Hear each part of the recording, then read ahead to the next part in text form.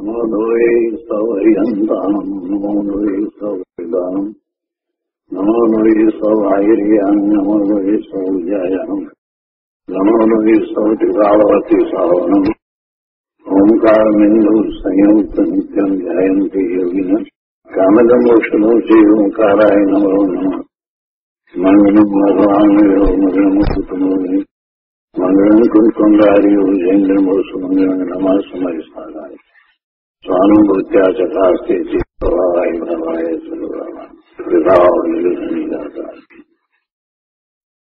નિયમસાર ભગવાન કુંકુંદાચાર્ય રચિત નિયમસાર તથા મુનિવર પદ્મપ્રભણધારી દેવ રચિત તાત્પર્ય વૃત્તિ ટીકા એનો સ્વાધ્યાય ચાલે છે. એમાં વ્યવહાર ચારિત્રનો અધિકાર ચાલે છે. એમાં ગાથા 67 અને તે પછીનો કળશ આપણે કર્યા છે. 92 કળશ સુધી સ્વાધ્યાય આપણે પૂરો કર્યો છે. હવે ગાથા 68 કુંકુંદાચાર્ય ભગવાનની ગાથા 68. અત્યારે 3 ગુપ્તીની વાત ચાલે છે. 66માં મનોગુપ્તીની વાત કરી, 67માં વચનગુપ્તીની વાત કરી અને અહીંયા હવે 68મી ગાથામાં કાયગુપ્તીની વાત કરે છે. તો કુંકુંદાચાર્ય ભગવાનની ગાથા 68. બંધન છેદન મારણ આકુંચનાની તથા પ્રસારણાદિને કાય ક્રિયા નિવૃત્તિ નિર્દિષ્ટા કાય ગુપ્તિ રીતિ. ગુજરાતીમાં ગાથા છે. વધ બંધને છેદનમયી વિસ્તરણ સંકોચનમયી ઇત્યાદિ કાય ક્રિયાતણી નિવૃત્તિ તન ગુપ્તિ કહી. અન્વયાર્થમાં કહે છે કે બંધન છેદન મારણ આકુંચનાની એટલે બંધન છેદન મારણ મારી નાખવું, આકુંચન એટલે સંકોચવું, તથા પ્રસારણાદિની એટલે પ્રસારણ વિસ્તરવું, ઇત્યાદિ કાય ક્રિયા નિવૃત્તિ કાય ક્રિયાઓની નિવૃત્તિને કાય ગુપ્તિ ઇતિ નિર્દિષ્ટા કાય ગુપ્તિ કહી છે. મન, વાણી અને કાયાની ગુપ્તિ, એમાં આ કાયાની ગુપ્તિની વાત કરી છે અને આ વ્યવહારથી કાય ગુપ્તિની વાત કરી છે. તો એમાં એમ કહે છે કે બંધન છેદન મારી નાખવું એટલે મારણ, આકુંચન સંકોચાવું તથા વિસ્તરવું ઇત્યાદિ કાયાની ક્રિયાઓ અને એ ક્રિયાઓની નિવૃત્તિને કાય ગુપ્તિ કહી છે. કાય ક્રિયાઓની નિવૃત્તિને કાય ગુપ્તિ કહી છે. એટલે કાય ક્રિયાઓની નિવૃત્તિ કઈ તો કાય ક્રિયાઓ કયા પ્રકારે કઈ કાય ક્રિયાઓ છે તો એમ સમજાયું કે બંધન બાંધવું, છેદન કોઈને કાપવું, છેદવું, મારણ મારી નાખવું, સંકોચાવું ને વિસ્તરણ પામવું, આ બધી જે કાયાની ક્રિયાઓ એની નિવૃત્તિને કાય ગુપ્તિ કહી છે. તો ટીકામાં મુનિરાજ કહે છે કે અહીં કાય ગુપ્તિનું સ્વરૂપ કહ્યું છે. કોઈ પુરુષને બંધનનું અંતરંગ નિમિત્ત કર્મ છે, બંધનનો બહિરંગ હેતુ કોઈનો કાય વ્યાપાર છે. કોઈ પુરુષને બાંધીએ તો એ પુરુષને બંધાવવું પડ્યું તો એને એ બંધન થયું. તો એ બંધન એને કેમ થયું, એનું કારણ શું તો કે એનું અંતરંગ નિમિત્ત એનું કર્મ છે. એના કર્મનો એવો ઉદય એટલે એને લીધે થઈને એને બંધાવવું પડ્યું. તો કોઈ પુરુષને બંધનનું અંતરંગ નિમિત્ત કર્મ છે.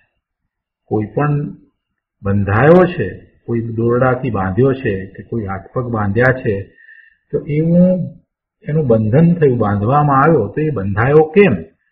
તો કે ભાઈ એને એવો કર્મનો ઉદય છે, એનું અંતરંગ નિમિત્ત કર્મ છે, એને એવું કર્મનું નિમિત્ત છે, એ અંતરંગ નિમિત્ત કહ્યું. અને બંધનનું બહિરંગ કારણ શું છે? તો કે કાય વ્યાપાર છે. એટલે જે કોઈએ એને બાંધ્યો છે એ એનો કાય વ્યાપાર, બીજાએ એને બાંધ્યો છે. બંધનનો બહિરંગ હેતુ કોઈનો બીજાનો કાય વ્યાપાર છે. કોઈએ એને બાંધ્યો એટલે એ કોઈનો એ કાય વ્યાપાર થયો. એટલે આપણે બહારમાં તો એમ જ કહીએ ને કે આણે મને બાંધ્યો, આણે મારા હાથ પગ બાંધ્યા. તો એ બહારનું કારણ એ બીજો જે બાંધનાર છે એનું કાર્ય થયું, એટલે એની કાયાનો વ્યાપાર. એટલે કોઈનો કાય વ્યાપાર એ બહિરંગ કારણ થયું, બહિરંગ હેતુ થયું. કોઈ પુરુષ જે બંધાયો છે, તો એ બંધાયો છે શા માટે? તો એને એના કર્મનો એવો ઉદય છે એટલે એ બંધાયો છે. એટલે એને એમ કહ્યું કે કોઈ પુરુષને બંધનનું અંતરંગ નિમિત્ત કર્મ છે અને બંધનનો બહિરંગ હેતુ એટલે બાહ્ય કારણ શું છે? તો કે કોઈનો કાય વ્યાપાર છે. એટલે કોઈએ એને બાંધ્યો છે. બાંધનારની જે એની કાયાની જે ક્રિયા બાંધવાની, એના કારણે પેલો બંધાયો. પણ ખરેખર શું છે? તો કે એને તો એવો કર્મનો ઉદય હતો. બીજું કે છેદનનું પણ અંતરંગ કારણ કર્મોદય છે. એને કોઈ કાપે, એને વગાડે, ઈજા પહોંચાડે, છેદન, તો એવા છેદનનું અંતરંગ કારણ પણ એના કર્મનો ઉદય છે.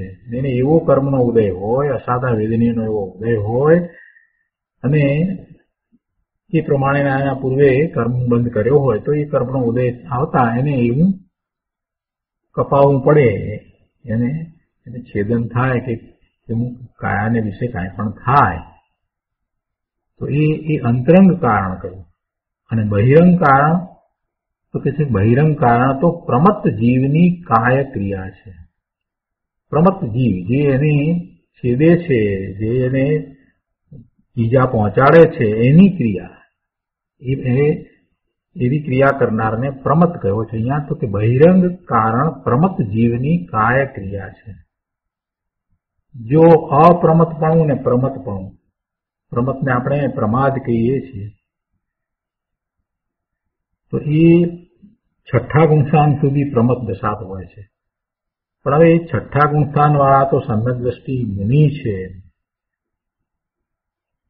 એમની પ્રમત દશામાં તો કેવો પ્રમત હોય? પ્રમાદ એટલો જ છે કે પોતે પોતાના સ્વરૂપને વિશે નથી રહેતા, એટલો પ્રમાદ છે. પણ એથી નીચે જેમ આવતા જઈએ એમ પ્રમતપણું કેવું હોય? પછી નીચે આવતા જઈએ પાંચમા ગુણસ્થાને, ચોથા ગુણસ્થાને, તો ત્યાં પણ એને પ્રમતપણું છે. તો એને એવા વિકલ્પો આવે છે, એવું પ્રમતપણું હોય છે. અશુભ ભાવ પણ આવે એવું પ્રમતપણું હોય. પણ મિથ્યા દ્રષ્ટિને પહેલા ગુણસ્થાને છે. કૃપાળુદેવની દ્રષ્ટિએ કહીએ તો હજી એ પહેલા ગુણસ્થાને પણ નથી આવે, એના પ્રમતપણાની તો શું વાત કરવી? તો જે મિથ્યા દ્રષ્ટિ છે એને કેવું પ્રમતપણું હોય? એને તો અનેક પ્રમાણે પ્રમતપણું હોય, એને તો કેવાય હિંસાના ભાવ આવતા હોય, અને એ પ્રમાણે પછી એ વર્તતો હોય, એટલે એની કાયાની ક્રિયા એ રીતે થતી હોય. તો આ જેને એ કપાવાનું થયું કે એને જેને ઈજા પહોંચી છે, જેનું છેદન થયું છે, તો એ છેદનનું ખરેખર એને માટે કારણ શું છે? તો કે એના કર્મનો ઉદય છે, એ અંતરંગ કારણ. અને બહિરંગ કારણ એ પ્રમત જીવની જે એ કાર્ય કરે છે, એને કાપવાનું, છેદવાનું, ઈજા પહોંચાડવાનું, તો એ જીવની કાયાની ક્રિયા છે, એ બહિરંગ કારણ કહ્યું. એ જ રીતે ત્રીજી વાત છે કે મારણનો પણ અંતરંગ હેતુ આંતરિક એટલે નિકટ સંબંધનો આયુષ્યનો ક્ષય છે. કોઈને મૃત્યુ આવે છે, કોઈ મારી નાખે છે અને એ મરી જાય છે, તો એ મરી કેમ ગયો? તો એનું અંતરંગ કારણ શું છે? તો કે હવે એને આયુષ્યનો બંધ જે પૂરો થયો, આયુષ્ય એનું પૂરું થયું, એટલે એ મરી જાય છે. હવે મારવા વાળો બીજો છે, કોઈ મારી નાખે છે એને તલવારથી મારી નાખે છે કે ગનથી મારી નાખે છે કે કોઈ પણ અસ્ત્ર શસ્ત્રથી મારી નાખે છે, તો એ મરી જાય છે તો એનું કારણ શું છે? તો કે અંતરંગ કારણ. તો શું છે? તો કે એના કર્મનો એવો ઉદય છે કે જયારે એનું આયુષ્ય પૂરું થયું છે, એવી એની દશા છે, આયુષ્ય પૂરું થયું, આયુષ્યનો ક્ષય છે, તો એ મરી જાય છે. અને એમાં બાહ્ય કારણ શું હોય? કોઈ મારે છે, મારી નાખે છે, તો મારી નાખનાર જે છે એની કાય વિકૃતિ છે. બહિરંગ કારણ કોઈની કાય વિકૃતિ છે. તો આ તો બંધન, છેદન અને મારણની વાત કરી. અને હવે એથી આગળ વાત કરે છે કે આકુંચન પ્રસારણ એટલે કે સંકોચાવો અને પ્રસાર પામવો વગેરેનો હેતુ સંકોચ વિસ્તાર આદિકના હેતુભૂત સમુદ્ઘાત છે. એ સંકોચ થાય ને વિસ્તાર થાય એવો સમુદ્ઘાત એ એનું કારણ છે. તો આ બધી કાય ક્રિયાઓની નિવૃત્તિ તેને કાય ગુપ્તિ કહે છે. આવી બધી કાય ક્રિયાઓની નિવૃત્તિ તે કાય ગુપ્તિ છે. હવે આનો અર્થ પૂજ્ય ગુરુદેવ પાસેથી સમજીએ. પ્રવચન રત્ન ચિંતામણી ભાગ 3, પાના નંબર 202, ગાથા 68 ઉપરનું પ્રવચન. બહુ સરળ ગાથા છે. અહીંયા કાય ગુપ્તિનું સ્વરૂપ કહ્યું છે. અને પહેલી વાત કે કોઈ પુરુષને બંધનનું અંતરંગ નિમિત્ત કર્મ છે. ગુરુદેવ કહે છે કે જુઓ ભાઈ, અહીં અંતરંગ કારણની નિમિત્તની વાત આવી છે. અંતરંગ કારણની વાત આવી છે. એ અંતરંગ કારણ એ ખરેખર તો નિમિત્ત છે. કર્મના ઉદયને કારણે થઈ અને એને બંધાવવું પડે એમ આપણે જયારે કહીએ ને ત્યારે ખરેખર તો કર્મનો ઉદય શું કરે? એની એ સમયની એવી યોગ્યતા છે અને એ કહેવાય કે કર્મનો ઉદય છે એટલે એને બંધાવવાનું થયું. વાસ્તવમાં તો આત્મા તો ક્યાં બંધાય છે? પણ અહીંયા એ વાત નથી. અહીંયા તો કાયાની ક્રિયા, કાયાની જે આ બધી ક્રિયાઓનું વર્ણન કર્યું, તો એ બધી ક્રિયાઓથી નિવૃત્તિ અને કાય ગુપ્તિ કહી છે. તો આપણે એ વાત અહીંયા તો લેવાની છે. અહીંયા કહે છે પહેલી વાતમાં કે અહીં અંતરંગ કારણ નિમિત્તની વાત આવી છે. 53મી ગાથામાં તેની વાત આવી ગઈ છે અને અહીં પણ આવી છે કે કોઈ પુરુષ અન્ય પુરુષને બાંધે તો તેમાં અંતરંગ કારણ તેનું કર્મ છે. તે પુરુષને કર્મ છે એટલે કે કર્મનો એવો ઉદય છે, માટે બીજો અન્ય પુરુષ એને બાંધે છે, અન્ય કોઈ પણ એને બાંધે છે. તેથી અંતરંગ કારણ તો કર્મ છે. બીજી વાત, બંધનનો બહિરંગ હેતુ કોઈનો કાય વ્યાપાર છે. બીજો પુરુષ તેને બાંધે છે ને, બાંધનારો તો બીજો છે, માટે બીજા પુરુષનો કાય વેપાર એ બાહ્ય કારણ કરવું, એ બાહ્ય નિમિત્ત, એ બાહ્ય વાત, બાહ્ય નિમિત્ત કારણ છે. આ રીતે બીજો પુરુષ દાખલા તરીકે પેલાને ઝાડ સાથે બાંધે, દોરડાથી બાંધે, લોઢાના સળિયા વગેરેથી બાંધે, હાથકડીથી બાંધે, તો એ વગેરે પ્રકારના જે કાંઈ બંધન થાય તેમાં મૂળ કારણ ખરું નિમિત્ત તો અંદર અસાતા કર્મનો, અસાતા વેદનીનો એનો ઉદય છે એટલે કર્મનો ઉદય છે એટલે બંધાય છે. અને બાહ્ય કારણમાં એ બીજો એ બાંધનાર છે એની કાયાનો વેપાર, બીજાના કાયનો વેપાર છે, બાંધનાર ના કાયનો વેપાર છે.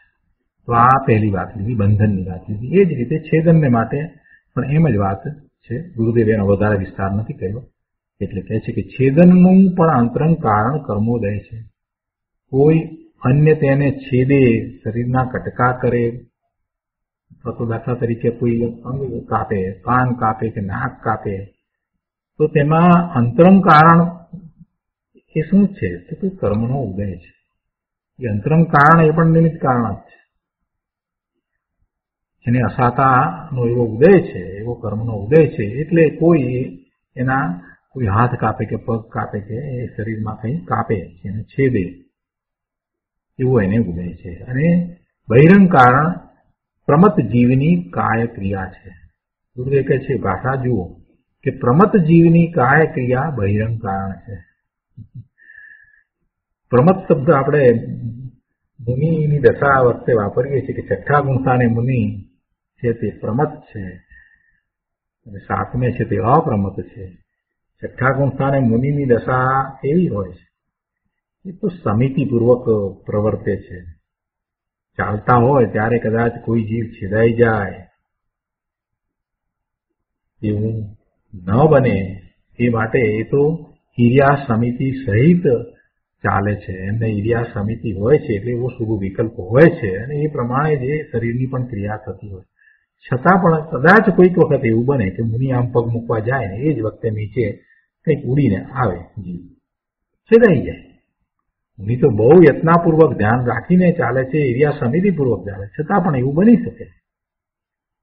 અહીંયા એ વાત કરે છે કે છઠ્ઠા ગુણસ્થાન વાળા મુનિ ચાલતા હોય, વિહાર કરતા હોય તો ત્યારે કદાચ કોઈ જીવ છેદાઈ જાય તો તેમની કાય ક્રિયા છેદનમાં બાહ્ય નિમિત્ત કહેવામાં આવે છે. જો મુનિની બાહ્ય ક્રિયા લીધી અહીંયા તો વાત તો એ કરવી છે કે બીજા અન્યની બાહ્ય ક્રિયા છે એ બાહ્ય નિમિત્ત કારણ છે. ગુરુદેવ અહીંયા કહે છે કે તેમને પાપ લાગે કે નહીં તે પ્રશ્ન અહીંયા અત્યારે નથી. અહીંયા તો બીજો જીવ છેદાઈ જાય છે તો એ છેદાઈ જાય છે જે જીવ એનો હાથ પગ ભાગી જાય કે ગમે તે થાય તો તેમાં બાહ્ય નિમિત્ત કોણ છે તેની વાત છે. અંતરંગ નિમિત્ત તો કહી દીધું કે એના કર્મનો ઉદય છે એટલે એ છેદાય છે અને બાહ્ય નિમિત્ત જે છે તે બીજો જે જીવ છે એની કાય ક્રિયા, પ્રમત જીવની કાય ક્રિયા એમ કહ્યું.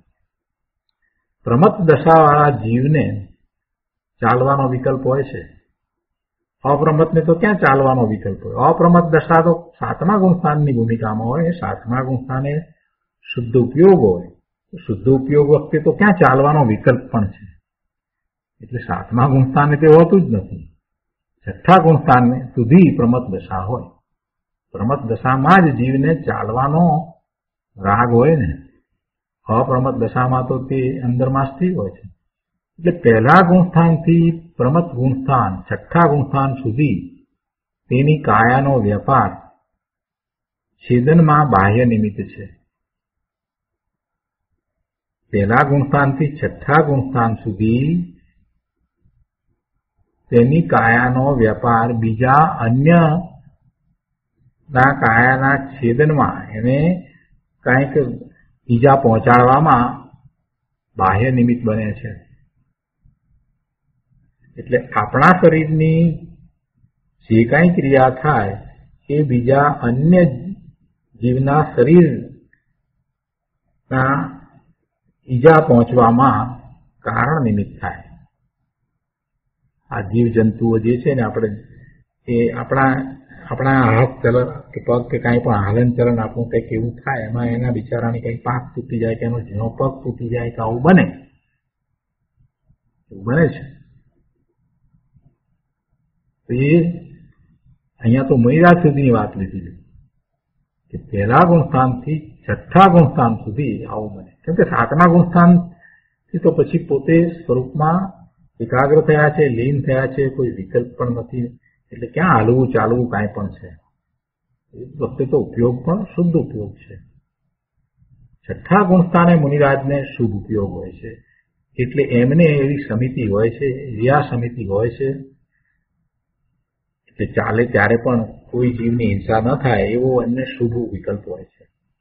એ જ રીતે એમને ભાષા સમિતિ હોય છે, એષણા સમિતિ હોય છે, આદાન નિક્ષેપણ સમિતિ હોય છે. એટલે કે આ જે ઉપકરણ છે એને પણ લે મૂકે ત્યારે કોઈ જીવને ઈજા ન થાય, એની હિંસા ન થઈ જાય એ પ્રમાણે એ યત્નાપૂર્વક એમની બધી ક્રિયા હોય છે. એમની બધી જ હલનચલનની જે કાંઈ ક્રિયાઓ થાય છે એ વખતે એમને એવો શુભ વિકલ્પ હોય છે. એ બધી વાત આપણે 5 સમિતિમાં સમજ્યા છીએ અને એને વ્યવહાર સમિતિ કહી છે. આગળ અહીંયા કહે છે કે મારણનો પણ અંતરંગ હેતુ આંતરિક નિકટ સંબંધનો આયુષ્યનો ક્ષય છે. મરણનો અંતરંગ હેતુ અંદરમાં આયુષ્યનો ક્ષય છે. આયુષ્ય પૂર્ણ થતા મરણ થાય છે. આયુષ્ય પૂર્ણ નથી થયું તો મરણ થતું નથી. ભલે ને પેલો તલવારનો ઘા કરે કે ગમે તે કરે, ગમે તેવું છેદી નાખે, પણ છતાંય જો એનું આયુષ્ય પૂરું નથી થયું તો એ નથી મરતો. જો આયુષ્ય પૂરું થયું છે તો એનું મરણ થાય છે. એટલે એનું મરણ થવામાં જે એના આયુષ્યનો ક્ષય છે એ અંતરંગ હેતુ છે, અંતરંગ કારણ છે. તે સિવાય બાહ્ય કારણથી કોઈને મારી શકે એમ નથી. બીજો જીવ પહેલા જીવને મારી શકે એમ નથી. મારવાનો ભાવ કરી શકે પણ મારી શકે નહીં. એક જીવ બીજા જીવને મારવાનો ભાવ કરે પણ કઈ મારી શકે ના, મારી ન શકે. કેમ કે પેલાને આયુષ પૂરું થયું હોય તો જ મરે, નહીતર મરે નહીં. કોઈ જીવને મારી તો શકતું જ નથી. સવાલ તો બધો ભાવનો જ છે કે મારવાનો વિકલ્પ એને મારી નાખીએ, એને મારી નાખવો જોઈએ. આવું આપણે ઘણીવાર બોલીએ છીએ. અનર્થદંડ કારણ વગરનું, કંઈ પણ કારણ વગર આપણે આવું બોલતા હોય છે. એને તો મારી નાખવું. કોઈક વાત કરતા હોય, ન્યૂઝ કંઈક સાંભળીએ, કોઈ બીજા કન્ટ્રીના ન્યૂઝ સાંભળીએ ને તો ત્યાં કોઈકે કંઈક ક્રૂરતા કરીને એવા ન્યૂઝ સાંભળીને પછી આપણે અહીંયા બોલવા માંડીએ કે એને તો ઉડાડી દેવો જોઈએ. અરે ભાઈ, તું શું બોલે છે? આ તારા ભાવ આવા કોઈને મારી નાખવાના ભાવ? તું અહીંયા બેઠો, પેલો એના કન્ટ્રીમાં બેઠો, અને તું શું કરવા નકામવાનો એને મારી નાખવાનો ભાવ કરી અને કર્મ બાંધે છે. એટલે એ તો મરવાનો હશે ત્યારે જ મરશે. એનું આયુષ્ય જેટલું લઈને આવ્યો છે એટલું આયુષ્ય પૂરું કરશે જ. કોણ કોને મારે? કોઈને મારી શકતો જ નથી. એનું મરણ થાય તો એમાં એના આયુષ્ય પૂર્ણ થયું હોય ત્યારે જ થાય. એ સિવાય બીજું કોઈ કારણ એને મારી શકે નહીં. છતાંય બાહ્ય કારણની વાત પણ કરી છે અહીંયા કે બહિરંગ કારણ કોઈની કાય વિકૃતિ છે. કોઈની કાય વિકૃતિ. કેમ કે કાય વિકૃતિ કેમ કહી કે એવો મારવાની ક્રિયા કરીને એટલે એ કાય વિકૃતિ થઈ. જે મારવા વાળો છે એને કેવી ક્રિયા કરી? બીજાને મારવાની ક્રિયા કરીને એના શરીર દ્વારા જ, એટલે એની કાયાની જે ક્રિયા છે એને કાય વિકૃતિ અહીંયા. પેલું ઈજા પહોંચાડે ને એ છેદનમાં એ પ્રમત કહ્યું છે, જયારે અહીંયા તો વિકૃતિ શબ્દ મૂક્યો છે. બહિરંગ કારણ કોઈની કાય વિકૃતિ છે. કાયાનો વેપાર નિમિત્ત થતા કોઈ મરી જાય તો કાયાનો વેપાર બાહ્ય નિમિત્ત છે. ખરેખર તો આયુષ પૂર્ણ થાય તે અંતરંગ કારણ છે, એ નિમિત્ત છે, અને કાયાનો વેપાર તે બાહ્ય નિમિત્ત છે. જોકે આ કાય વિકૃતિ અહીંયા કઈ છે, પણ ખરેખર જોવા જઈએ તો ડોક્ટર સર્જરી કરે ત્યારે પણ કોઈ વખત પેશન્ટ મરી જાય ને ડોક્ટરને મારવાનો તો ભાવ પણ ન હોય છતાંય મરી જાય. અને એ જે કાયા ડોક્ટરની જે ક્રિયા જે થઈ રહી છે એ જોવા જઈએ તો એ કઈ એવી વિકૃતિ સહિત નથી. મારું એવો ભાવ પણ નથી ને બહુ જ ધ્યાન રાખીને કરે છે. તો છતાંય પેલાનું આયુષ્ય ન હોય તે મરી જાય. અને પછી બાહ્યમાં એમ કહેવાય કે આ પ્રમાણે થયું. આગળ અહીંયા કહે છે કે આકુંચન પ્રસારણ વગેરેનો હેતુ સંકોચ વિસ્તાર આદિકના હેતુભૂત સમુદ્ઘાત છે. સમુદ્ઘાત એટલે શું? આત્માના પ્રદેશ બહાર નીકળે એ સમુદ્ઘાત. આત્માના પ્રદેશ બહાર નીકળે ત્યારે સમુદ્ઘાત થાય છે. કેવડી ભગવાનને સિદ્ધ દશા થતા પહેલા એવું સમુદ્ઘાત થાય છે. આત્માના પ્રદેશ બહાર નીકળે ત્યારે સમુદ્ઘાત થાય છે. તો તે આકુંચન પ્રસારણ વગેરેનું કારણ છે. આ સમુદ્ઘાત એ આકુંચન પ્રસારણ વગેરેનું કારણ છે. એનો વધુ વિસ્તાર અહીંયા ગુરુદેવે નથી કર્યો. અહીંયા તો કાયાની વાત લીધી છે. આ બધી કાયાની જે ક્રિયાઓ છે અને કાયાની ક્રિયામાં જે કઈ પ્રકારે કાયાનું થાય છે એનાથી નિવૃત્તિ, એ કાયાની ક્રિયાઓ નિવૃત્તિ એને કાય ગુપ્તિ કહી છે. સંકોચનની વાત આવી, સંકોચનની વાત આવી તો એકાદ એક્ઝામ્પલ આપણે લઈએ, જરાક થોડુંક વધારે વાત સરળ થાય. કે દાખલા તરીકે હાથ કપાઈ જાય તો એ વખતે શું થાય છે? એ જે જીવના પ્રદેશ જે છે, આત્માના પ્રદેશ જે છે એ કઈ કપાઈ નથી જતા, એ કઈ ઓછા થઈ જતા નથી. આત્માના પ્રદેશ તો જેટલા છે તેટલા ને તેટલા જ રહે છે. હાથ કપાઈ ગયો તો એ જળ ભાગ જે છે એટલો પૂતગળનો એટલો છૂટો પડી ગયો, પણ એ વખતે જે આત્માના જે પ્રદેશ જે છે એનું શું થાય? એ સંકોચ પામે, એટલા હાથના ભાગમાંથી સંકોચ પામે છે. અને એને વિશે તો નિશ્ચયથી તો એમ છે કે કેવી એની દશા આત્માના પ્રદેશોની જેમ જે થવાની દશા જે હતી એ આત્માને પોતાને કારણે હોય છે. એમ નહીં કે હાથ કપાયો એટલે એને સંકોચ પામવું પડ્યું, એમ નહીં. ખરેખર તો તેથી તો વસ્તુનું સ્વરૂપ આવું છે કે આત્માનું સંકોચ પામવું ને વિસ્તાર પામવું એ ખરેખર તો એના પોતાના કારણે જ હોય છે. પણ એ નિશ્ચયની વાત અહીંયા નથી, અહીંયા વ્યવહારની વાત ચાલે છે. અહીંયા કાયાની ક્રિયાઓની નિવૃત્તિને કાય ગુપ્તિ કહી છે, એ વાત અત્યારે ચાલે છે. અહીંયા કહે છે કે આ કાય ક્રિયાઓની નિવૃત્તિ એ કાય ગુપ્તિ છે, અને આ બધાથી નિવૃત્ત થવું, આ બધી કાયાની ક્રિયા એનાથી નિવૃત્ત થવું, કાયાની ક્રિયાથી નિવૃત્ત થવું અને આત્માના અંતર ધ્યાનમાં જવું, એનું નામ કાય ગુપ્તિ કહેવામાં આવે છે. આવી કાય ગુપ્તિ અત્યારે કોઈ કરી શકે કે ન કરી શકે તે પ્રશ્ન પછી, પરંતુ પહેલા સમજે તો ખરો કે કાય ગુપ્તિ કોને કહેવી. તો પછી નિશ્ચય ગુપ્તિની વાત આવશે ને ત્યારે ગુરુદેવ એનો બધો વિસ્તાર લીધો છે. એટલે માત્ર અહીંયા આ કાય ગુપ્તિ કોને કહેવી એટલું જ અહીંયા સમજાયું છે. શું કહ્યું કે કાયાના વ્યાપારને તથા વિકલ્પને છોડવો અને અંદર આનંદ સ્વરૂપ આત્માના ધ્યાનમાં આવવું, તેને કાય ગુપ્તિ કહેવામાં આવે છે. કાયાના વ્યાપારને તથા વિકલ્પને છોડવો. જો ખરેખર જોવા જઈએ તો કાયાથી ભગવાન આત્મા જુદો જ છે, પણ એવો એને વિકલ્પ હોય, એને કાયાની ક્રિયાનો જે વિકલ્પ જે છે એની વાત છે. જે કંઈ કાયામાં થાય એ બધામાં એને એવો જે વિકલ્પ છે, કાયાનો વેપાર તો એના કારણે જે થવાનો છે તે થાય છે, પણ એની સાથે એકત્વ કરે છે કાયાના વેપાર સાથે, કાયાની ક્રિયા સાથે જે એકત્વ કરે છે, તો કાયાના વેપારની સાથેના એકત્વના ભાવને છોડવું અને કાયામાં હું આમ કરું ને તેમ કરું એવો જે વિકલ્પ જે છે એને છોડવું. વાત તો એ છે, એને અહીંયા કાય ગુપ્તિ કહેવામાં આવે છે.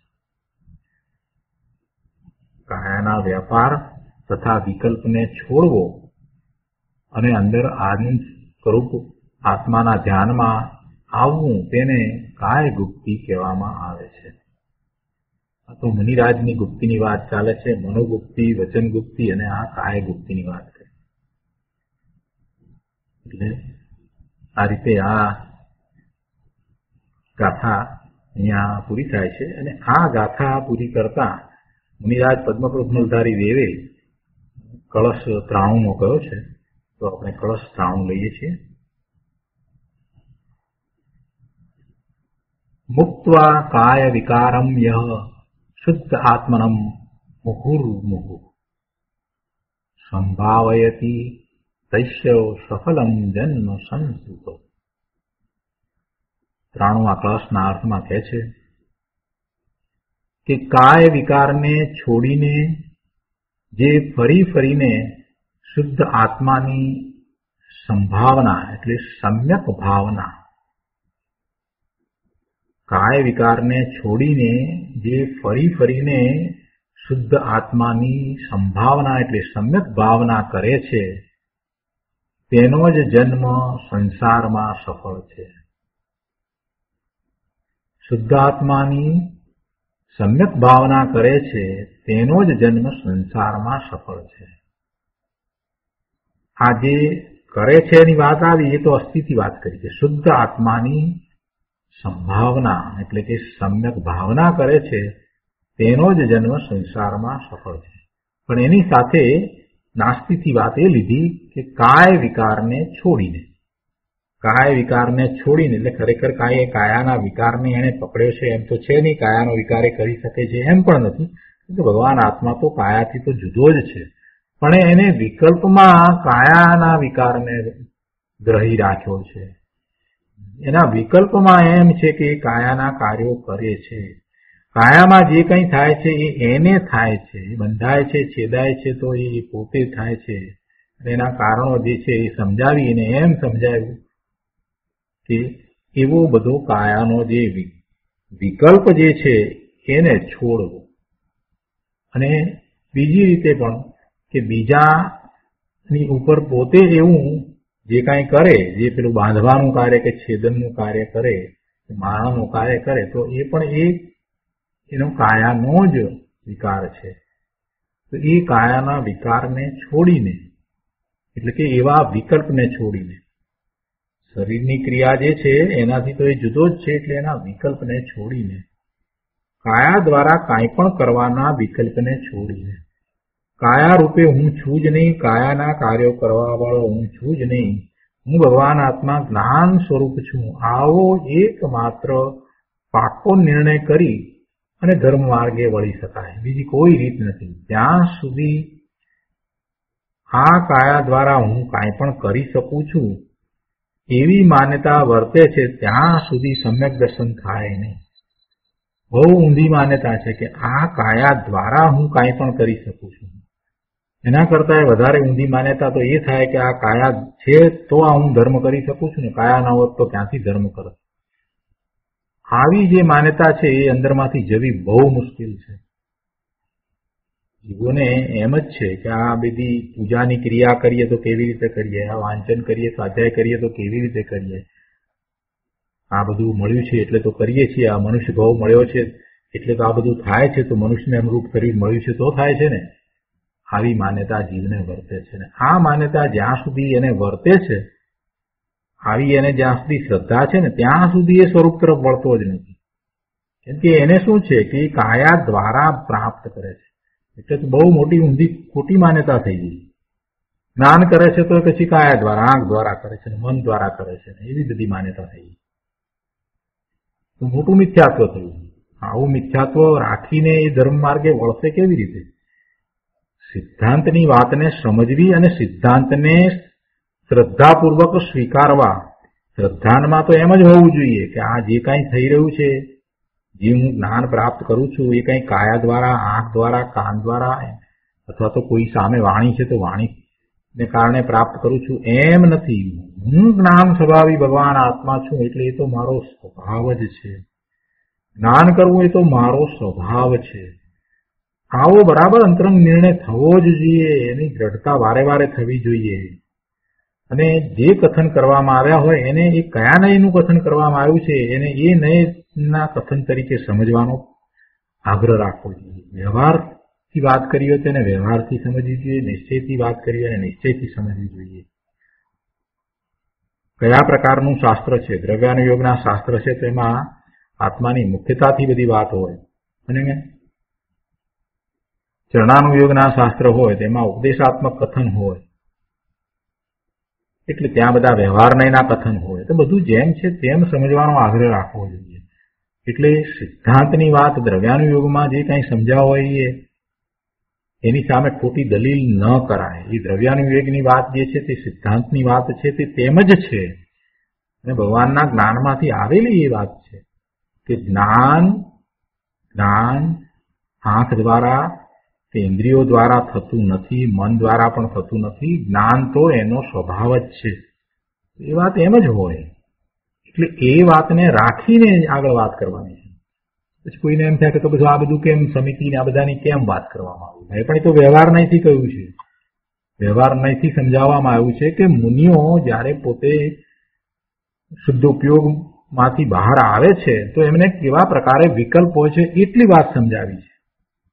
અને એમને જે વિકલ્પ હોય છે એને અનુરૂપ એમની કાયાની ક્રિયા એ પ્રકારે હોય છે. બસ એનું જ્ઞાન કરાવ્યું છે. સમિતિ અને આ વ્યવહાર ચારિત્રની વાત કરીને શું સમજાવ્યું છે તો કે આવું જ ચારિત્ર હોય છે, બહારમાં આવું ચારિત્ર હોય છે. જેને અંતરંગ ચારિત્ર નિશ્ચય ચારિત્ર પ્રગટ્યું છે એને આ જ રીતે વ્યવહાર ચારિત્ર હોય છે. આ જ રીતે 5 મહાવ્રત છે મુનિને, આ જ રીતે 5 સમિતિ છે, આ જ રીતે 3 ગુપ્તિ છે. પણ કોને એવા નિશ્ચય ચારિત્ર વાળા મુનિરાજની વાત લીધી છે એમને છે આ બધું. એટલે વસ્તુના સ્વરૂપને જેમ છે તેમ યથાર્થ સમજવાનું રાખવાનું છે. એટલે તો આ મુનિરાજ આ વ્યવહાર ચારિત્રની વાત પછી કળશ કહે છે ને, દરેક વખતે એક કળશ દ્વારા મૂળ વાત તો સમજાવે છે ને. અહીંયા પણ એ જ રીતે મુનિરાજે આ 93મો કળશ લીધો. શું કહ્યું એમાં કે કાય વિકારને છોડીને જે ફરી ફરીને શુદ્ધ આત્માની સમ્યક ભાવના કરે છે તેનો જ જન્મ સંસારમાં સફળ છે. એ લીટીની અંદર તો કેટલી મોટી વાત એમણે કરી દીધી. કાય વિકારને છોડીને શું કરવાનું? આ કાય વિકારને છોડવા સંબંધીની આ કાય ગુપ્તિની વાત કરી, પણ એમાંથી શું તાત્પર્ય, શું પ્રયોજન આપણે સમજવાનું છે એ વાત આ કળશ દ્વારા મુનિરાજે સાથે જ કરી દીધી છે. જો મુનિરાજને કેટલી આપણી ચિંતા છે કે જ્યારે આ વ્યવહાર ચારિત્રનો અધિકાર છે તો એમાં તો જે વાત આવી ગાથામાં એ તો આ પ્રમાણે છે જ, પણ સાથે તમારે આ વાત પણ સમજવી જોઈએ. એટલે તો એમણે કળશ લખ્યા છે. મુનિરાજે કળશ કઈ અમસ્તા લખ્યા છે? તો આ 93મા કળશનો વિસ્તાર આપણે પૂજ્ય ગુરુદેવ પાસેથી સમજીએ. ગુરુદેવ અહીંયા કહે છે, એક જ વાક્ય છે એટલે સીધો વિસ્તાર એમણે એ જ રીતે કર્યો છે. કાય વિકારને છોડીને જે ફરી ફરીને શુદ્ધ આત્માની સંભાવના એટલે સમ્યક ભાવના કરે છે તેનો જ જન્મ સંસારમાં સફળ છે. આ એક જ વાક્ય છે. તો એનું વિશ્લેષણ, એનો વિસ્તાર, એમાંથી જે તાત્પર્ય સમજવાનું છે એ ગુરુદેવે આ રીતે આપ્યું છે કે જુઓ, કહે છે કે લ્યો, આ કાય વિકારને એટલે કે કાય સંબંધીના વિકલ્પને છોડીને જે જીવ શુદ્ધ ચૈતન્ય સ્વરૂપ આનંદ મૂર્તિ પ્રભુ આત્માની ભાવના કરે છે, અર્થાત તેમાં એકાગ્ર થાય છે. ભાવનાનો એક અર્થ એકાગ્રતા થાય એ વાત ગુરુદેવે ઘણી વાર કરી છે. એમના પ્રવચનમાં એ વાત ઘણી વાર આવી. ભાવનાનો અર્થ ઘણી જગ્યાએ એકાગ્રતા થાય છે. અહીંયા ભાવનાનો અર્થ આત્માની એકાગ્રતા, આત્માને વિશે એકાગ્રતા. તો કે છે કે જે આવી એકાગ્રતા કરે છે એનો જન્મ સફળ છે. અને પછી ગુરુદેવ વધારે વાત સમજાવે છે કે તે સિવાયના બીજા બધાના જન્મ નિરર્થક છે. નિરર્થક એટલે શું? કે જન્મ્યા, બીજા જીવો અહીંયા જન્મ્યા છે એ મરશે, જન્મ છે એટલે મરશે પણ ખરા, અને વળી પાછા જન્મશે. એમ એ જન્મ અને મરણ થાય છે એટલે એ જન્મ નિરર્થક, એમ નિરર્થક છે. એમાં કાંઈ બીજો અર્થ કર્યો નહીં. એને આ ગતિ જે મનુષ્યની મળી અને એ જે જન્મ અને મરણની વચ્ચેનો જે સમયગાળો એને પ્રાપ્ત થયો કે જેમાં એને બુદ્ધિ વગેરે પ્રાપ્ત થયા હતા, અનુકૂળતાઓ હતી, પુણ્યના ઉદયો પણ હતા, તે છતાંય જો એને પોતાના સ્વરૂપનું લક્ષ્ય નથી કર્યું તો આ ભાવ તો એળે ગયો, નકામો ગયો, નિરર્થક થયો, અર્થહીન થયો. અરે પ્રભુ, તું અનાદિનો ભવના ભ્રમણ કરે છે ને અત્યારે તને જયારે તક મળી છે, ભવ ભ્રમણથી રહિત થવાની તક મળી છે, ત્યારે તું હવે શેમાં રોકાઈ રહ્યો છે? આ બધા પ્રમાદ તને કેમ સૂઝે છે? જરાક પાછો વળીને જોતો ખરો કે તને કેટલા વખત પછીથી આવો ભાવ મળ્યો છે. મહાપુરુષોએ જે વાત કરી છે, કર્ણાનું યોગની અંદર જે બધી વાત કરવામાં આવી છે એ પ્રમાણે જરાક વિચાર તો કર કે આ મનુષ્યનો ભાવ ક્યારે મળે, કેટલા ભાવે મળે, આટલી બધી અનુકૂળતા ક્યારે મળે, કેટલા બધા ભાવ પછીથી મળે, અને એમાં તું આ બધું આમ વેડફી રહ્યો છે. આવો અમૂલ્ય સમય તારો તું વેડફી રહ્યો છે જોબ કરવામાં. હવે ભાઈ, તે જોબ તો કર્યો, તારી ઉંમર થઈ 65-67 વર્ષનો થયો ને હજી તારે તારી પાસે તારે પૈસાની જરૂર નથી ને એમાં ધંધામાં ને એમાં રોકાઈ રહ્યો, 2-5 વર્ષમાં તું ઉકલી જઈશ ભાઈ, એનાથી ક્યાંય ચાલ્યો જઈશ, આયુષ તારું પૂરું થઈ જશે તો બધું નકામું જશે. તારે એવી તો શું જરૂર છે? શાંતિથી બેસીને સ્વાધ્યાય કર, ચિંતન કર અને તારા સ્વરૂપમાં જવાનો પ્રયાસ તો કર. જે કરવા જેવું છે એ તો એ છે. શું તને આ બધી લગ્ની લાગી છે? ધંધા ને જોબમાં હજી રોકાઈ રહ્યો છે? જરૂર નથી, કાંઈ એ બધાની જરૂર નથી. એવા નકામા કામોમાં, નકામી પ્રવૃત્તિઓમાં પોતાનો સમય બરબાદ કરી રહ્યો છે. ખરેખર તો જેને આ શાસ્ત્ર અભ્યાસ થયો, ગુરુદેવના પ્રવચન સાંભળ્યા હોય ને એને તો લગ્ની લાગી જાય. એ તો વહેલામાં વહેલી તકે બધું બંધ કરી અને આમાં લાગી જાય. દિવસમાં 7-8 કલાક આમાં ન ગાળે તો પછી શું કરવાનું? જીવનમાં કરવાનું શું છે? આ જ કરવા જેવું છે, બીજું કાંઈ કરવા જેવું નથી. બહુ બાકી તો જીવો જન્મે છે ને મરે છે, બધા જ જન્મે છે ને મરે છે. દિવસમાં આપણે જોઈએ છીએ કે કેટલાય જીવો એવા છે કે જેમનું આયુષ્ય માંડ 2-5 કલાકનું હોય ને કેટલાકનું 2-4 દિવસનું હોય ને કેટલાકનું 2-5 વર્ષનું હોય. બધા અનેક પ્રકારના જીવો છે. અને નિગોદના જીવોનું તો કોઈ આયુષ્ય છે? એક શ્વાસ લઈને મૂકીએ એમાં 18 ભાવ કરે છે. આવું જન્મવું ને મરવું એ કઈ નવું છે? જન્મે છે ને મરે છે. પણ ભાઈ તું જન્મ્યો છો ને તારું મરણ થાય ત્યાં સુધીનો જે તને સમય મળ્યો છે તે અમૂલ્ય સમય મળ્યો છે. એવા સમયની અંદર તું કાંઈ નહીં કરે તો એ નિરર્થક જશે. તારો અર્થ હીન તારો આ ભાવ થશે. આ જેમ કહે છે, ગુરુદેવ કહે છે કે ચૈતન્ય વસ્તુ ભગવાન આત્માની અંતરમાં યથાર્થ એકાગ્રતા કરવી તેને સંભાવના એટલે કે સમ્યક ભાવના કહેવામાં આવે છે. જો સમ્યક ભાવના કર એમ કહ્યું છે ને ગુરુદેવે એ વાતને અહીંયા બરાબર સમજાવી છે. આપણે કેવી રીતે સમ્યક ભાવના કરવી? એટલે કે ચૈતન્ય વસ્તુ ભગવાન આત્માની અંતરમાં યથાર્થ એકાગ્રતા કરવી તેને સંભાવના એટલે કે સમ્યક ભાવના કહેવામાં આવે છે. અને જે જીવ આવી ભાવના કરે છે, આવી એકાગ્રતા કરે છે, પોતાના નિજ શુદ્ધ સ્વરૂપને વિશે એકાગ્રતા કરે છે, એના સ્વભાવમય જ્યારે થઈ જાય છે ત્યારે તો એને સમ્યક દર્શન, સમ્યક જ્ઞાન, સમ્યક ચારિત્ર્યના પરિણામ થાય છે. પણ એના સ્વભાવને જાણીને એવો પાકો નિર્ધાર કરે છે કે ના ના મારું તો સ્વરૂપ આવું જ છે. પોતે જ્ઞાન સ્વભાવી ભગવાન આત્મા છે તો અનંત ગુણ મારામાં પડ્યા છે ને એમાં એવો એક ગુણ જ્ઞાન છે કે કઈ મારાથી જુદો નથી. તો બીજા અનંત ગુણ જે છે એ પણ મારાથી જુદા નથી. હું ગુણ રૂપે જ છું. અને હું જયારે એવા ગુણ રૂપે છું ને એમાં કાંઈ ફેરફાર થતો નથી. જે ધ્રુવપણે રહ્યા છે, જે નિત્ય છે, અવિનાશી છે, એવું મારું સ્વરૂપ છે. એવો એને વારંવાર નિર્ણય થવો જોઈએ. હું જ્ઞાન સ્વરૂપ ભગવાન આત્મા છું. અને એ વાત કઈ કોઈએ ગમે તેને કહી છે એમ નથી. એ તીર્થંકર ભગવાનના જ્ઞાનમાં એ વાત આવી છે. તો પછી એની જ એકાગ્રતા હોય ને મારું જેવું શુદ્ધ સ્વરૂપ છે એવા શુદ્ધ સ્વરૂપનો જ હું વિચાર કરું. કેમ કરીને એમાં એકાગ્રતા કરું. એના સિવાય બીજી કોઈ વાત ગમે નહીં એવી દશા થાય ત્યારે કહેવાય કે સાચી લગ્ની લાગી છે. અને એવો જીવ સાચા અર્થમાં ગુરુદેવે જે ભાવના કહી એવી ભાવના કરી શકે, એવી એકાગ્રતા કરી શકે છે. અને એનો જન્મ સફળ છે. એનો જન્મ સંસારમાં સફળ છે. એટલે કે તેણે જન્મીને ફરી જન્મવું ન પડે એવું કાર્ય કર્યું છે. એનું નામ સફળ છે. આ કાય ગુપ્તીની વાત છે ને, તેથી કહે છે કે હવે તેને શરીર જ નહીં મળે, તેનો જન્મ જ નહીં થાય. અંદર વસ્તુ ભગવાન આત્મા પૂર્ણ આનંદ સ્વરૂપ છે. તેનું જેણે ધ્યાન કર્યું, વર્તમાન ધ્યાનની દશા દ્વારા જેણે આત્માને વિષય બનાવ્યો. કોને વિષય બનાવ્યો? પોતાના ત્રિકાળ શુદ્ધ સ્વરૂપને વિષય બનાવ્યો. પોતે ભગવાન આત્મા જ્ઞાન સ્વરૂપ શુદ્ધ છે એને જ વિષય બનાવ્યો.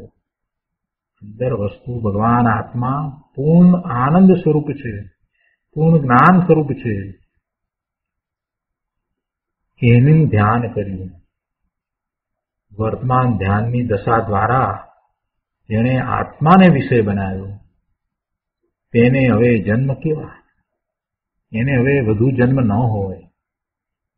તેને આ મળેલો જન્મ સફળ છે. અને હવે ફરીને તેને કાયા મળશે નહીં એમ કહે છે.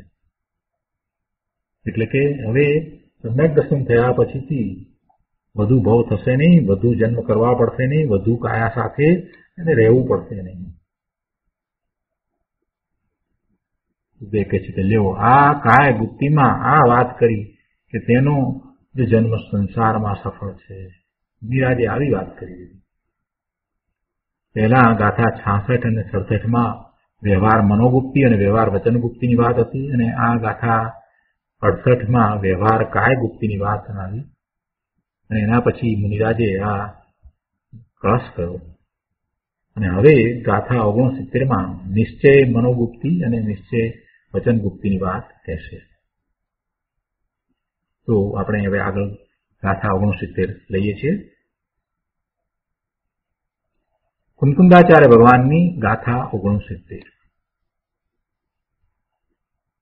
યા રાગાદિ નિવૃત્તિ મનસો જાનીહિ તા મનોગુપ્તિમ અલિકાલ આદિ નિવૃત્તિ વા મૌનમ વા ભવતી વાગગુપ્તિ. મનગુપ્તિ અને વચનગુપ્તિની વાત છે. ગુજરાતીમાં ગાથા છે. મનમાંથી જે રાગાદિની નિવૃત્તિ તે મનગુપ્તિ છે. અલિકાદિની નિવૃત્તિ અથવા મૌન વાચા ગુપ્તિ છે. 69મી ગાથા ના અન્વયાર્થમાં કહે છે કે મનસ યા રાગાદિ નિવૃત્તિ, એટલે મનમાંથી જે રાગાદિની નિવૃત્તિ તામ મનોગુપ્તિમ જાનીહિ, તેને મનોગુપ્તિ જાણ. અલિકાદિની વૃત્તિ વા મૌનમ વા વાગગુપ્તિ ભવતી. અસત્ય આદિની નિવૃત્તિ અથવા મૌન તે વચનગુપ્તિ છે. શું કહ્યું કે મનમાંથી જે રાગ આદિની નિવૃત્તિ, મનમાંથી જે રાગ આદિની નિવૃત્તિ તેને મનોગુપ્તિ જાણ. મનને વિશે રાગ આદિના વિકલ્પ ન ઉઠે એને મનોગુપ્તિ કહી. મનમાંથી જે રાગ આદિની નિવૃત્તિ તેને મનોગુપ્તિ જાણ. મન તો માકડા જેવું છે, વાંદરા જેવું છે. વાંકડું હોય ને, અથવા તો વાંદરાનું નાનું બચ્ચું હોય ને, એ 1 મિનિટ માટે પણ શાંતિથી જપીને બેસે નહીં. આમથી આમ ને આમથી આમ, આમથી આમ ને આમથી આમ કુદાકુદ કર્યા કરે. આપણું મન પણ એવું છે. મન ત્યાંથી ત્યાં ને ત્યાંથી અહીંયા એક વસ્તુ ઉપર ઝાઝો સમય ટકીને રહેતું જ નથી. મન અહીંયા તલાશમાં છે તો બીજી ક્ષણે મન સુરત જાય, ત્રીજી ક્ષણે એલે જાય, ચોથી ક્ષણે મુંબઈ જાય. કેટલા વિકલ્પ! 5 મિનિટની અંદર તો 50 જાતના વિકલ્પ કરે છે. એ મન એ વિકલ્પ સાથે રહ્યું છે, એ જ રાગ સાથે રહ્યું છે. વિકલ્પ કરે છે એનો અર્થ જ એ છે કે રાગ સાથે રહ્યું છે. અહીંયા કહે છે કે મનમાંથી જે રાગ આદિની નિવૃત્તિ તેને મનોગુપ્તિ જાણ.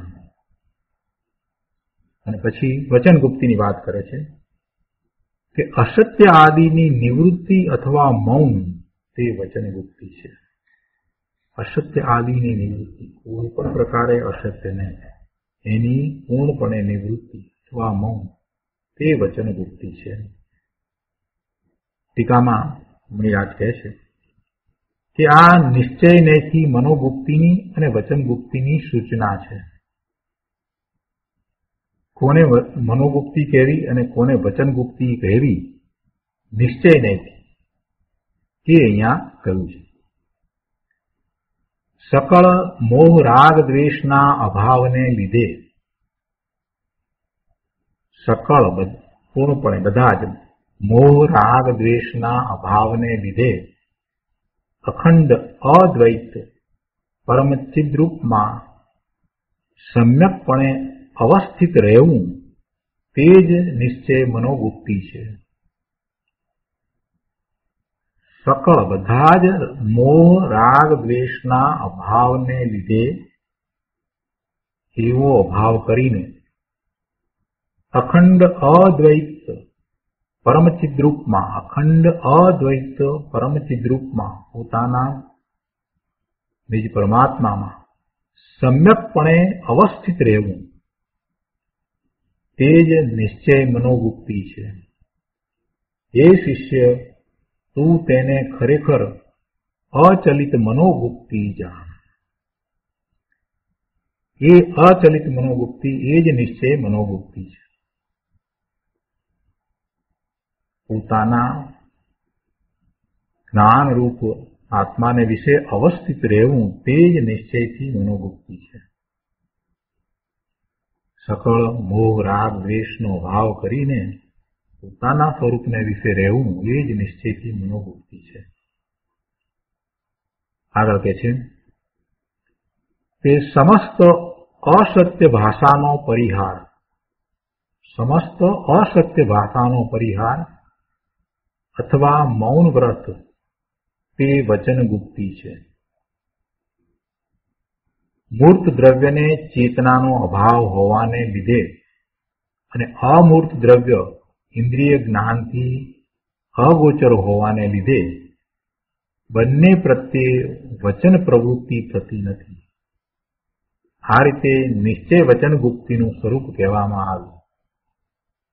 શું વાત કરી કે સમસ્ત અસત્ય ભાષાનો પરિહાર, કોઈ અસત્ય વચન નહીં, સમસ્તપણે એનો પરિહાર, એનો નાશ, અસત્ય વચન નહીં. અથવા મૌન વ્રત, અસત્ય વચન નહીં, ભાષાનો પરિહાર કયો એટલે પછી વિકલ્પમાં પણ નહીં, એમ બોલવામાં તો નહીં પણ એવો વિકલ્પ પણ નહીં, ત્યારે જ પરિહાર થાય ને. મોઢેથી ન બોલે ને અંદરમાં બોલ્યા કરે અસત્ય તો શું એનો અર્થ? એટલે સમસ્ત અસત્ય ભાષાનો પરિહાર અથવા મૌન વ્રત તે વચન ગુપ્તિ છે. મૂર્ત દ્રવ્યને ચેતનાનો અભાવ હોવાને લીધે, ગુપ્તિકપણું જે છે એને ચેતના નથી. આ પૂતગળને ક્યાં ચેતના છે? કે મૂર્ત દ્રવ્યને ચેતનાનો અભાવ છે. કે મૂર્ત દ્રવ્યને ચેતનાનો અભાવ હોવાને લીધે પૂતગળને ચેતનાનો અભાવ છે.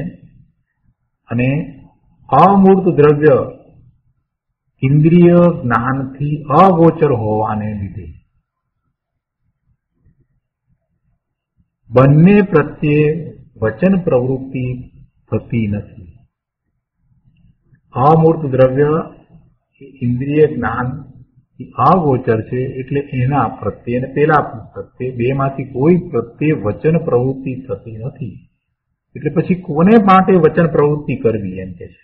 આ બેમાંથી કોઈ ને માટે વચન પ્રવૃત્તિ તો યોગ નથી, તો પછી કોને માટે બોલવું, કોને માટે વચન પ્રવૃત્તિ કરવી? ખરેખર એ નિશ્ચયથી વચન ગુપ્તિનું એવું જ સ્વરૂપ છે. અને એનો વિસ્તાર ગુરુદેવે ઘણો સરસ રીતે કર્યો છે. ત્યારે આપણે એ વાતને વધારે સારી રીતે સમજીએ. તો પ્રવચન રત્ન ચિંતામણી ભાગ ત્રીજો,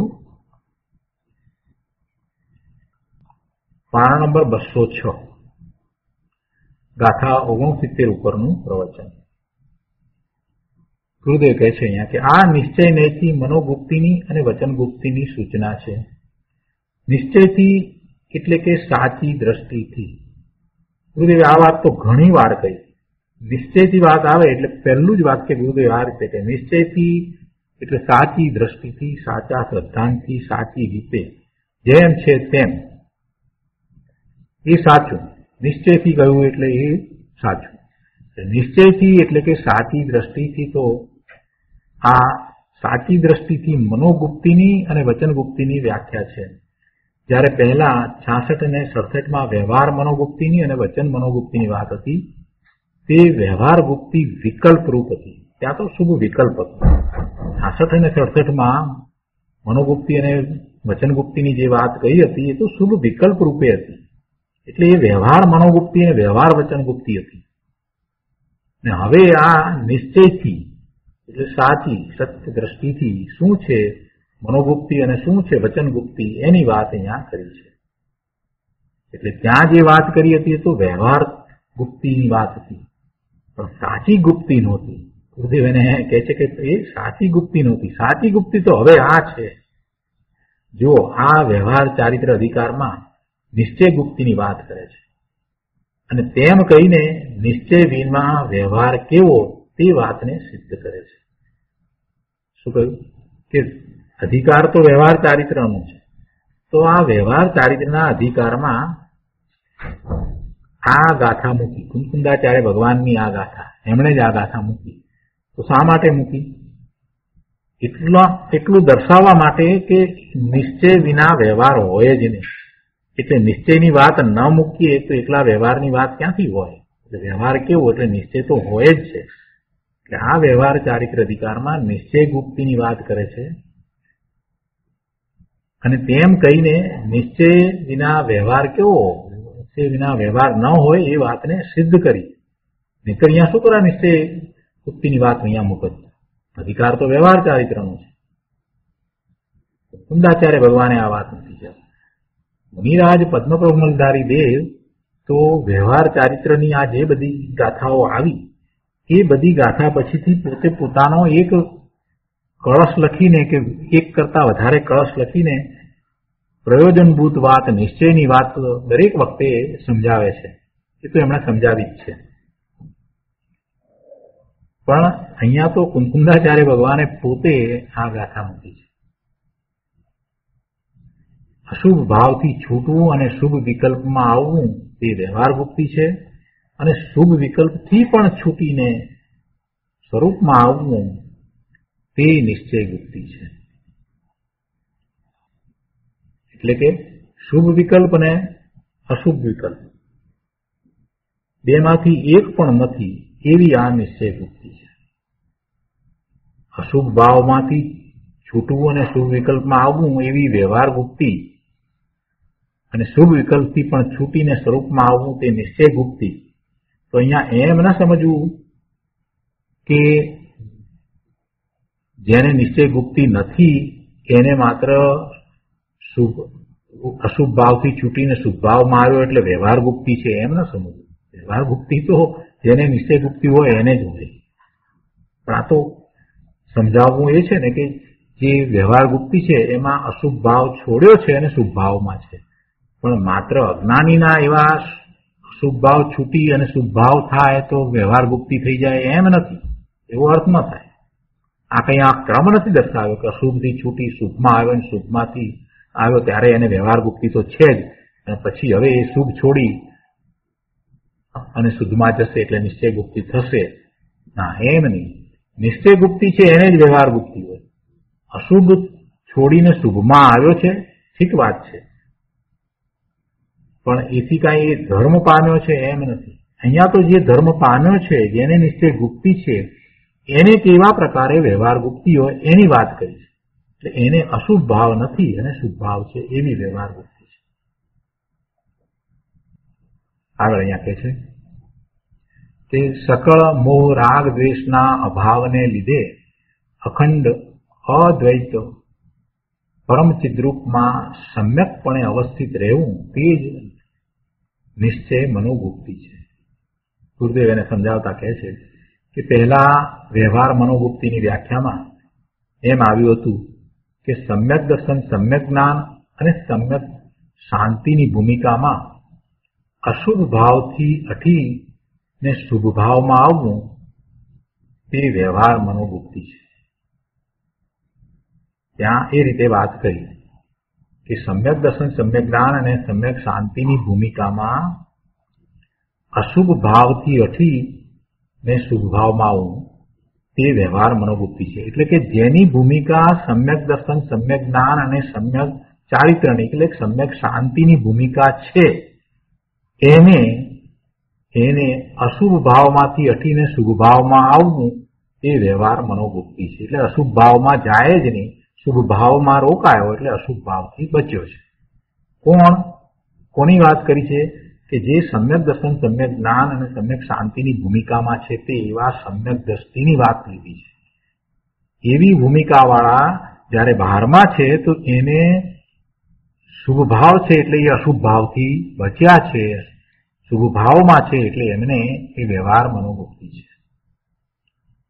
એમ નથી કહેવું અહીંયા કે સમ્યક દર્શન, સમ્યક જ્ઞાન અને સમ્યક શાંતિમાં હતા ને ત્યાંથી પછી ખસીને અશુભ ભાવમાં ને અશુભ ભાવમાંથી શુભ ભાવમાં, એમ નથી કહ્યું. અહીંયા જે વાક્ય છે એને બરાબર સમજવાની જરૂર છે. કહેવાનો આશય એવો છે કે જેમની ભૂમિકા એવી છે કે સમ્યક દર્શન, સમ્યક જ્ઞાન અને સમ્યક ચારિત્ર્યની અથવા સમ્યક શાંતિની ભૂમિકા છે, એવા સમ્યક દ્રષ્ટિ ધર્મી જ્ઞાની જીવો જ્યારે બહારમાં છે તો એમને શુભ ભાવમાં હોવાપણું થાય છે, શુભ ભાવમાં રહેવાપણું થાય છે. એનો અર્થ એ છે કે અશુભ ભાવથી એ હઠ્યા છે, અશુભ ભાવથી હઠેલા જ હોય છે, અશુભ ભાવથી ખસેલા જ છે અને શુભ ભાવમાં છે. અને એમ એમને મનોવૃત્તિ છે. એ વાત ત્યાં એ રીતે હતી. ત્યારે અહીંયા કહે છે એટલે હવે અહીંયા નિશ્ચય ગુપ્તિમાં જે કહે છે એને માટે ગુરુદેવ સમજાવે છે કે વ્યવહાર ગુપ્તિમાં એ વાત કરી, તો હવે અહીંયા નિશ્ચય ગુપ્તિમાં કહે છે કે શુભ અને અશુભ બંને વિકલ્પથી હટીને અંદરમાં જવું તે નિશ્ચય મનોવૃત્તિ છે. શુભ અને અશુભ બંને વિકલ્પોથી હટીને અંદરમાં જવું તે નિશ્ચય મનોવૃત્તિ છે. જો શબ્દ છે ને કે સકળ મોહ રાગ દ્વેષના અભાવને લીધે, અર્થાત વ્યવહાર મનોગુપ્તિમાં મુનિને શુભરાગ હતો, પણ આ નિશ્ચય મનોગુપ્તિમાં તો સકળ મોહ રાગ દ્વેષનો અભાવ છે. તો એનો વધુ વિસ્તાર આપણે આવતા સ્વાધ્યાયમાં લઈશું. આજનો સ્વાધ્યાય અહીંયા સુધી રાખીએ છીએ.